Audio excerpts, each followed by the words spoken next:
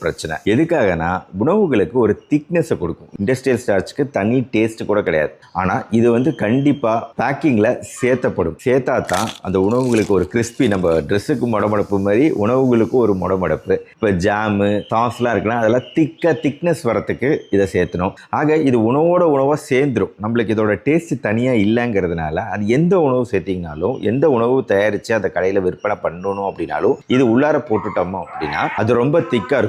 அதனால தான் இதுக்கு இண்டஸ்ட்ரியல் ஸ்டார்ச், மாடிஃபைட் ஸ்டார்ச்னு பேரு. இதோட மார்க்கெட் வந்து 1,00,000 கோடி உலகம் முழுக்க. இது வந்து தமிழ்நாடோட பட்ஜெட்டோட அதிகம். ஒவ்வொரு இந்தியரும் அவங்க வாழ்நாளில் நான் உட்பட 8 கிலோ ஸ்டார்ச் வந்து நம்ம சாப்பிட்றோம். வருஷத்துக்கு ஆவரேஜா 8 கிலோ ஸ்டார்ச். இப்போ ஸ்டார்ச் பொறுத்த வரைக்கும் மாடிஃபைடு ரைஸ் ஸ்டார்ச், அந்த கஞ்சி எப்படி அரிசியிலிருந்து தயாரிக்கப்படக்கூடிய கஞ்சியை மாடிஃபை பண்றது, ஹைட்ராக்சி ப்ரொபைலேஷன் அப்படிங்கிற கெமிக்கல் ப்ராசஸ் ஹைட்ராக்சி ப்ரொபிலேட்டட் ஸ்டார்ச்சா மாறுது. கார்ன் வந்து